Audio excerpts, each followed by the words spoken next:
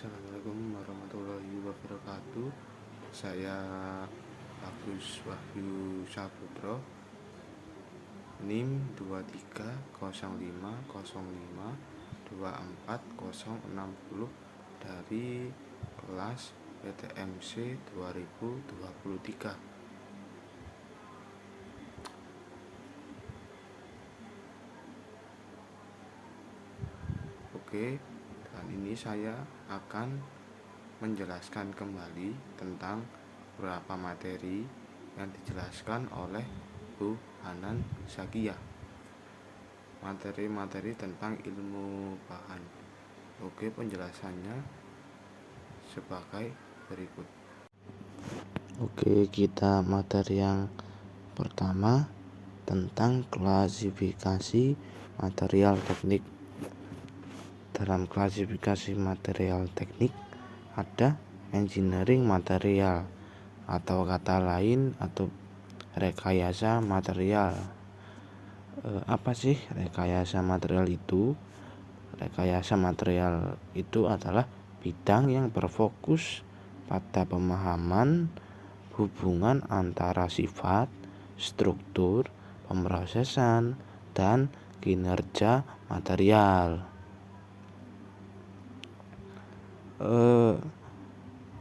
Engineering material juga terdiri dari dua komponen, yaitu metalik material atau yang bisa kita sebut dengan bahan logam, dan non metalik material atau juga bisa disebut juga bahan non logam. Metalik material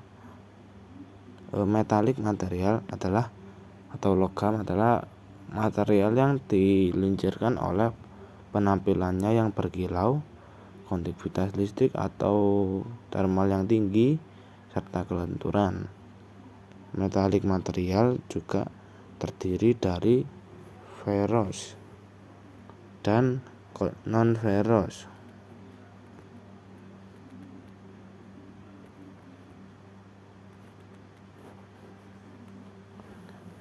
Ferrous terdiri dari steel, plant,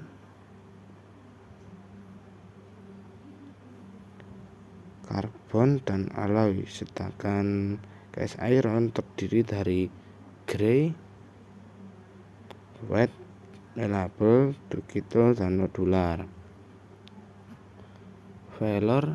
Ferrous adalah bahan besi steel, ya kayak steel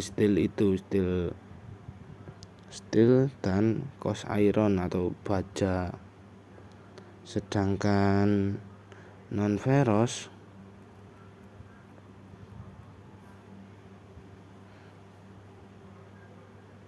adalah bahan yang tidak mengandung iron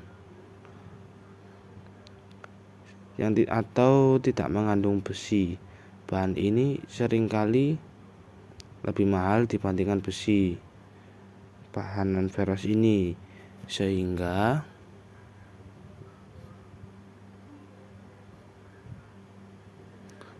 bahan ini memiliki sifat unik seperti ringan, konduktivitas tinggi, sifat non-magnetik, dan ketahanan terhadap korosi.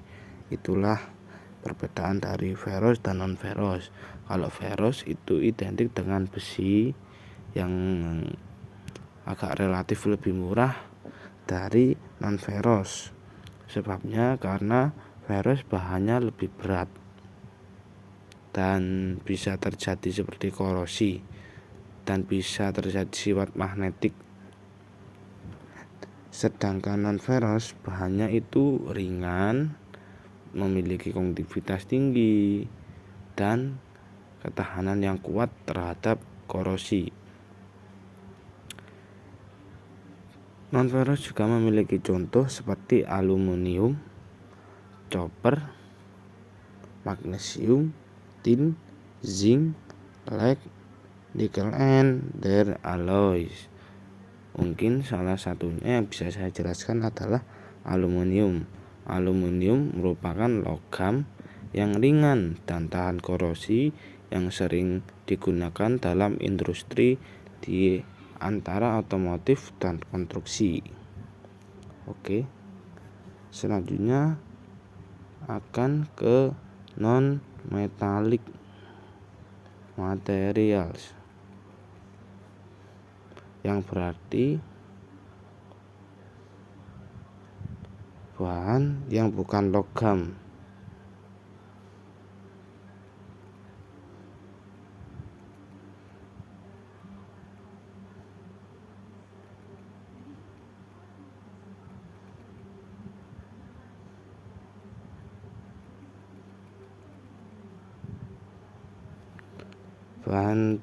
Bahan non metallic materials terdiri dari organik dan inorganik, yang mana yang organik adalah senyawa mengandung atom karbon yang terikat pada atom hidrogen membentuk ikatan CV, dan bahan anorganik atau inorganik tersebut adalah senyawa yang tidak mengandung atom karbon yang terikat pada hidrogen. Keduanya memiliki karakteristik yang berbeda. Bahan yang organik itu terdiri dari plastik, board, paper atau kertas, rubber, leather, dan petroleum. Sedangkan anorganik atau inorganik mengandung mineral, semen, gelas atau kaca, seramik, dan grafit. Jika bahan organik seringkali dikaitkan dengan organisme hidup, dan contoh bahan organik itu ya plastik, kertas, itu bahan organik tersebut. Dan sedangkan yang anorganik diperoleh secara alami atau disintetis di laboratorium, ya contohnya seperti ya kaca, mineral seperti itu, keramik. Itu keduanya memiliki karakteristik yang berbeda, baik organik dan inorganik. Sekarang kita lanjut ke ionic bonding. Di dalam ionic bonding ini banyak sekali ya simbol-simbol atau huruf-huruf dengan maksud tertentu. Saya berikan contoh. Nih, di sini ada contoh.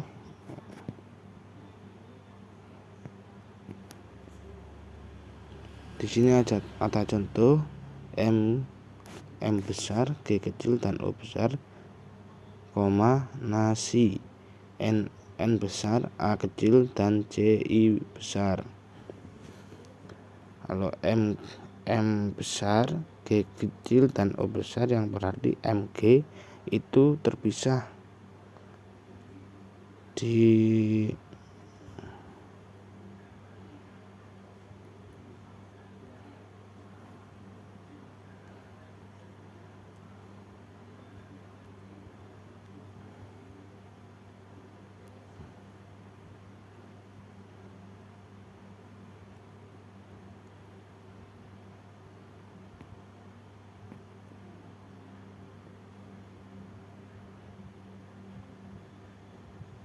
Nah, ini Mg artinya magnesium. Mg itu magnesium ya. Setiap simbol itu memiliki arti sendiri. Kayak kalau Mg itu magnesium, ya kalau O itu oksigen. Ya ini ada O-nya di sini, yang berarti ya oksigen. Sama Mg sama dengan Ne3S per sekon, dan O sama dengan He 2S per sekon dan 2P pangkat 4.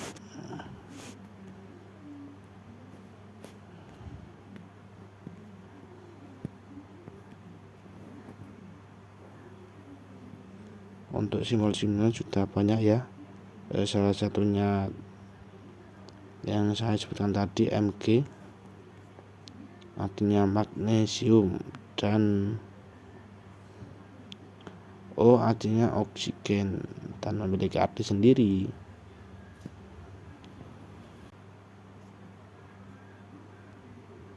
The introduction dari kristal. Oke, sekarang kita masuk ke perbedaan penting antara padatan kristal tunggal, polikristalin, dan amorf atau periodisitas. Perbedaannya yaitu skala panjang di mana atom-atom dipisahkan atau berhubungan satu sama lain dalam perioditas yang seragam, seperti ini. Ini perbedaan antara kristal tunggal, polikristal, dan amorf atau perioditas. Nah,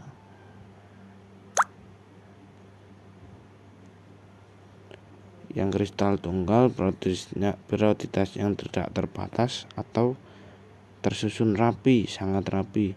Berbeda juga dengan polikristalin. Polikristalin gabungan dari amorf dan kristal tunggal, itu dimana ada bagian yang tersusun rapi dan bagian yang tidak tersusun rapi, seperti ini. Ini bagian yang tersusun rapi dari kristal tunggal, dan ini adalah bagian yang tidak tersusun rapi dari amorf. Ya, untuk amorf sendiri adalah padatan non kristal, yaitu ya perbedaannya ya sama kristal tunggal dan polikristal ya, dia memiliki satu yang tidak tersusun rapi, bagian-bagian tidak tersusun rapi.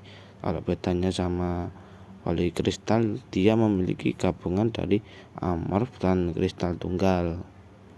Itu.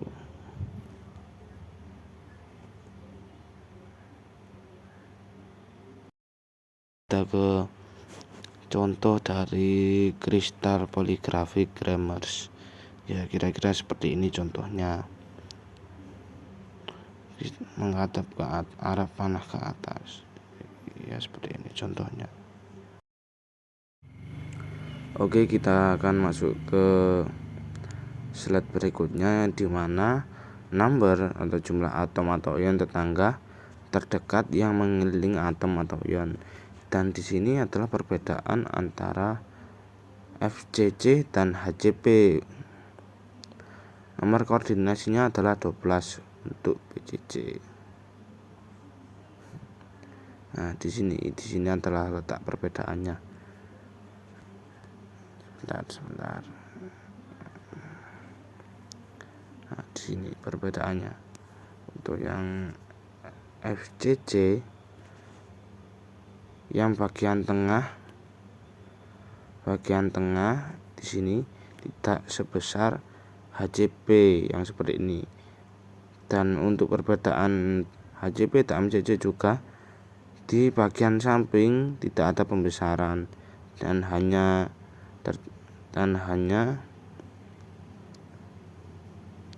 memiliki rongga seperti ini. Artinya kayak kristalnya itu tidak menyatu. Kristalnya kan memisah di sini sama di sini. Nah, kalau HCP itu kristalnya menyatu jadi satu seperti ini. Yang di tengah ini kristal yang tengah. Jadi itu perbedaan FCC, sistem FCC dan HCP.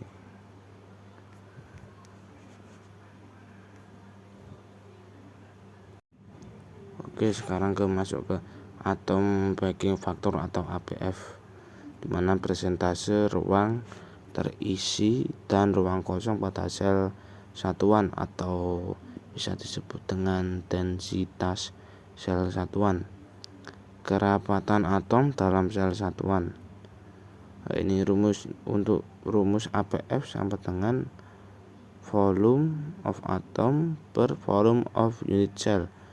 Gimana untuk simpelnya? Simpelnya seperti ini.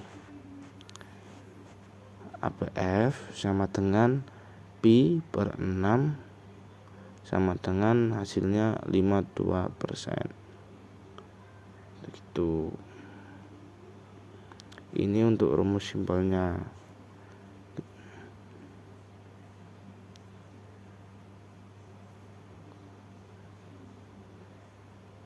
Tergantung 52% ini didapat dari tergantung jenisnya ya. Seperti ini, jenis struktur kristalnya ya.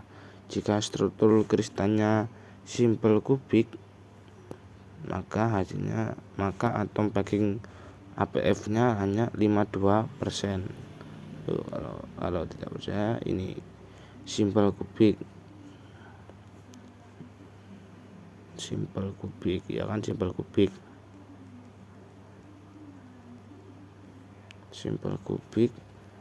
struktur simple kubik APF-nya 52%. Dan kalau kita pakai body centered kubik atau BCC, APF-nya 58 dan begitu seterusnya.